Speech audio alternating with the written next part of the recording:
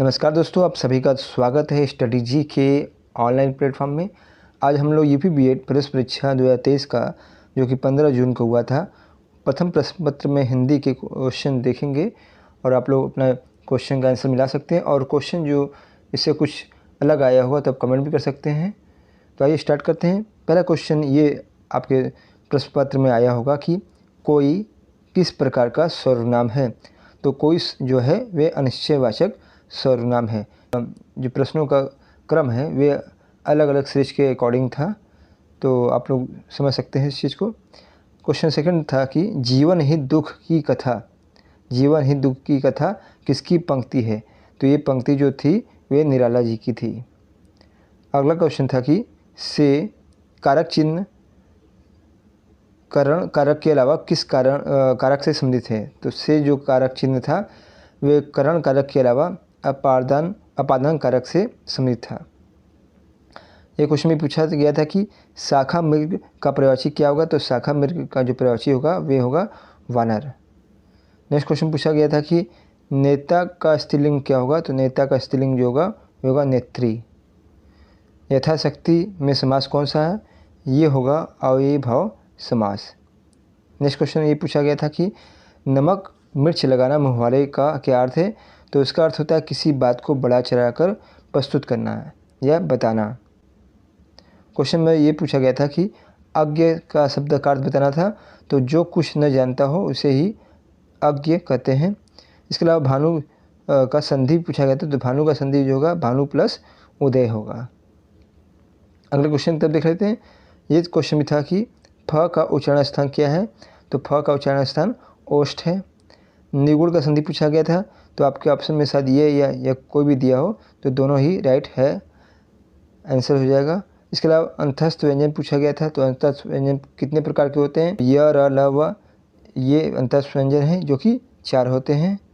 इसके अलावा चारु छंद की चंचल किरणें खेल रही थी जलथन में कैसा अलंकार है। तो ये अनुप्रास अलंकार है। इसके अतिरिक्त अब देखेंगे कि कवित्व किस प्रकार का छंद है। तो ये वणिक छंद है। नेक्स्ट का चलते हैं। समुद्र का प्रवाची भी पूछा गया था। तो समुद्र का प्रवाची जो इसमें दिया गया था उसमें जो सही होगा वे होगा अपर्वण। इसके अलावा सीधा साधा में समास कौन सा समास है। तो ये सीधा साधा जो है वे आपका द्वंद्व समास है। कर्म क्या है। तो ये कर्म पूछा था कि तत्समय तद्भव है और कुछ दिया था ऑप्शन में।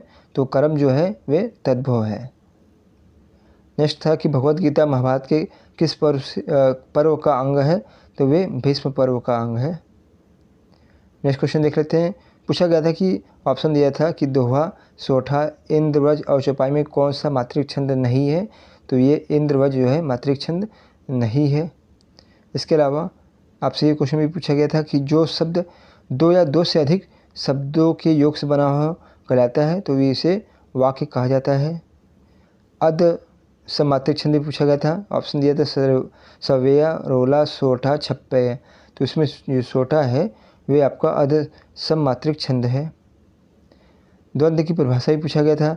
तो ये परिभाषा कुछ इस प्रकार होगा कि दोनों पद इसमें क्या होते हैं, प्रधान होते हैं, इसे ही द्वंद्व समास कहते हैं।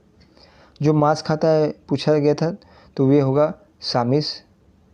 3 बैर खाती थी वो 3 बैर खाता है में अलंकार पूछा गया था। तो ये यमक अलंकार होगा। भारत भारती किसकी रचना है। तो ये मैथिली शरण गुप्त की रचना है। शब्दांश जो शब्द के अंत में लगता है क्या कहलाता है। तो उसे प्रत्यय कहते हैं। जो शब्दांश शब्द के अंत में लगता है वो प्रत्यय कहलाता है। इसके अलावा आपसे पूछा गया था तरुण, तरुण और तरन। एक और ऑप्शन में क्या था। तो उसमें पूछा था शुद्ध रूप क्या है। तो ये तरुण जो होगा वे आपका शुद्ध रूप हो जाएगा। तरुण लिखना चाहिए था। तो तरुण शुद्ध रूप हो जाएगा इसका। और भाव की संख्या पूछा था। तो वे जो है 8 होंगे। इसके अलावा और भी क्वेश्चन है, यदि आपको लगता है कि इसके अलावा भी क्वेश्चन थे तो आप कमेंट कीजिएगा। उसको नेक्स्ट वीडियो में हम लोग उसको शामिल करेंगे। मिलते हैं नेक्स्ट वीडियो में।